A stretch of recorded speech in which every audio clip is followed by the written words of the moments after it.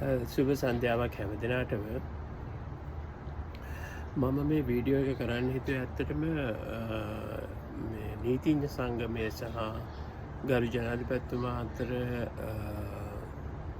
සාකච්ඡාවක් පැවැත්වුණා. ඒ සාකච්ඡාවේදී ගරු ජනාධිපතිතුමා ප්‍රකාශයක් නිකුත් කළ තිබුණා. එතුමා එම සාකච්ඡාවට පැමිණියේ විවෘත මනසකින් කියලා. විවෘත මනසකින් කියන එකෙන් අදහස් කරන්නේ මොකක්ද කියන එකත් එතුමා ඉතාම සංක්ෂිප්තව පැහැදිලි කිරීමක් කරලා තියෙනවා. ඒ පැහැදිලි කිරීම තුළ අඩංගු වෙලා තියෙනවා ජනතාව මහා ජනතාවගේ ගෙන් ලැබුණු මැන්ඩේට් එක තුළ තියෙන බලය තුළ ඉල්ලීමක් ජනතාවගෙන් තියෙනවා. අපරාධකාරුවන්ට මද්‍රව්‍ය සම්බන්ධ සහ අනිකුත් අපරාධ සොල්ට සම්බන්ධ අය වෙනුවෙන් මරණීය දණ්ඩනය ක්‍රියාත්මක කිරීම සම්බන්ධව යම් කිසි තීරණයකට එන්න කියන ඉල්ලීම ජනතාව කල්ලා තියෙනවා. ඉතින් ඒ ඉල්ලීම මේ යොමු වෙලා තියෙන ගරු ජනාධිපතිතුමාට. මොකද ප්‍රජාතන්ත්‍රවාදී රාමුව තුළ එතුමාට ලබා දීලා තියෙන මැන්ඩේට් එක තුළින් ඒ ඇඩ්‍රස් කිරීම ඉතාම ප්‍රජාතන්ත්‍රවාදී. නමුත් මෙහිදී නීතිඥ සංගමයක් හැටියට යම් ප්‍රකාශ නිකුත් කරලා තියෙනවා. ඒ ප්‍රකාශනවල අඩංගු වෙලා තියෙනවා මේ නීතියේ ආධිපත්‍ය ගැන නොයෙක් විදිහේ කරුණු නීතිඥ මහතුන් විසින් නිකුත් කළලා තියෙනවා. මම මේ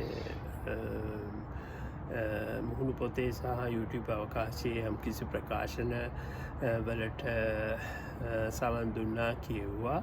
ඒ තුළ ඇතැම් නීතිඥයන් තමන්ගේ පුද්ගලික මත ප්‍රකාශ කරලා තියෙනවා.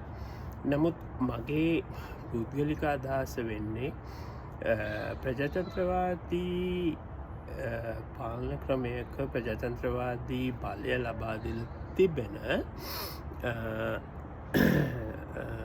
නායකත්වයට පුළුවන් ඒ පිළිබඳව යම් කිසි තීරණයක් ගන්න.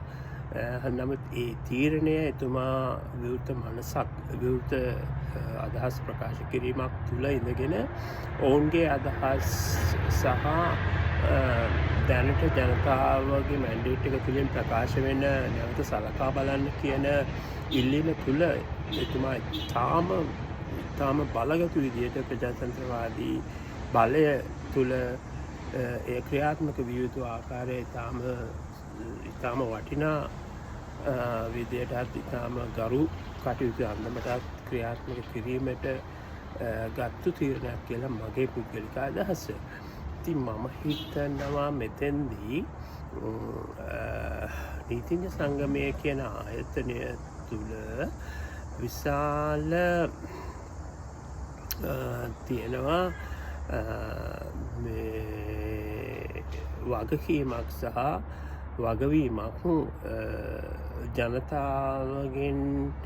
ජනතාව මේක ඉල්ලන්නේ යම්කිසි හේතුවක් කොට. මොකද එයාලගේ දරුවන් ඒගොල්ලන්ගේ අනාගත පරපුර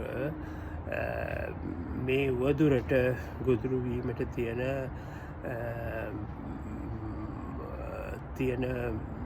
බලපෑම සහ එහි තියෙන භයානකත්වය පිළිබඳව කරුණු සලකා ඉතාම සාධාරණ සහ එය ඉතාම සැලකිල්ලට භාජනය විය යුතු ඉල්ලීමක්.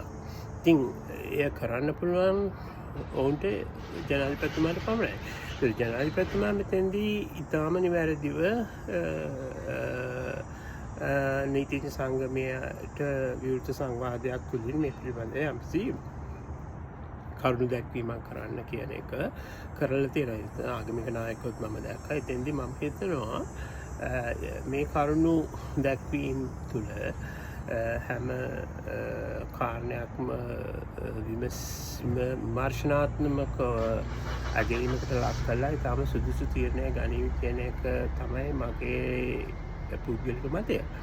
නමුත් අපි මෙතැන්දී සැලකිල්ලට භාජනය ගත යුතු විශාලම වැදගත්ම කාරණය වෙන්නේ ඇයි වැනි තීරණයක් අවශ්‍ය වෙන්න කියන එක. මගේ පුද්ගලික මතය නම් මද්‍රව්‍ය රටට ඇතුළු වෙන ක්‍රම විශාල වශයෙන් දැන් නිලධාරීන්ගේ සහ ඇතනවල මැදිහත්වීම තුළ සෑහෙන අභියෝගයට ලක් වෙලා තියෙනවා. ඒ ජාලය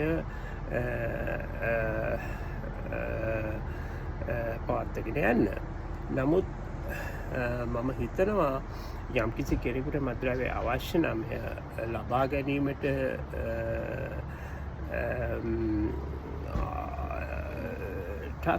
යම්කිසි අවස්ථාව තියෙනවා කියන එකත් මම දන්නවා. ඉතින් නමුත් මෙතනද අපි බලාපොරොත්තු වෙන්න ඕන මේකයි. අපි බලාපොරොත්තු වෙන්න ඕන මේකයි. මද්‍රව්‍ය නිවාරණය කියන එකේදී රිහැබිලිටේෂන් කියන එකටත් විශාල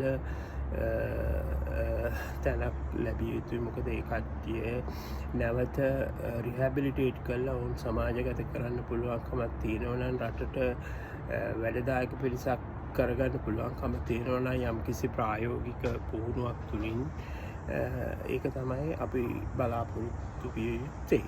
ඉතින් දැන් මෙතෙන්දී මේක ඉතාම ගැඹුරු ප්‍රශ්නයක්. මේ ප්‍රශ්නයෙන් පීඩා විඳින්නේ එක රටක් නෙවෙයි, මුළු ලෝකෙ හැම රටකම මේ ප්‍රශ්නේ තියෙනවා, මේ මද්‍රව්‍ය පිළිබඳ ප්‍රශ්නය.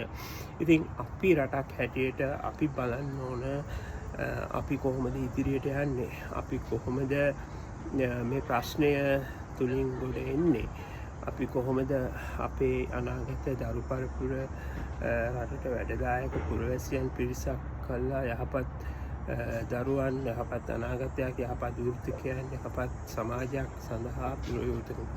අද මේ පවතින සමාජ ක්‍රමය, අද පවතින මේ ආර්ථික ක්‍රමය, අද පවතින මේ සමාජ වටපිටාව අතිශය අභියෝගාත්මකයි.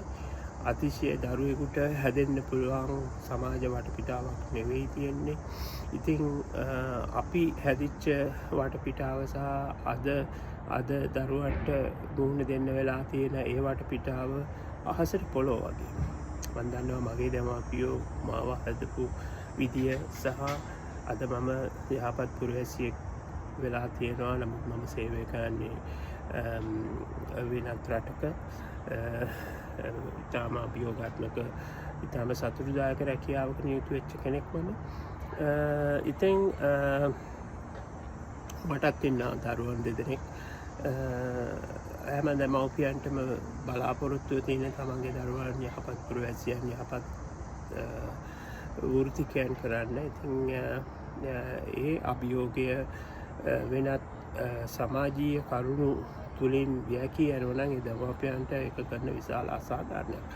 ඒක ඉතින් පොදු සමාජ ප්‍රශ්නයක් වෙන්න බෑ මේ මද්‍රව්‍ය වගේ දේවල් අත්බැහැවීම තුළ. ඉතින් මා හිතනවා මේක ඉතාම ගැඹුරු කියන්නේ සමාජ යථාර්ථයක් පිළිබඳව කරනවා. මේ සඳහා අපි ඔක්කොම එකතු වෙලා මේ ප්‍රශ්නෙන් මේ රටත්, මේ රටේ අනාගත පරපුරත්, මේ ලස්සන දේශයත්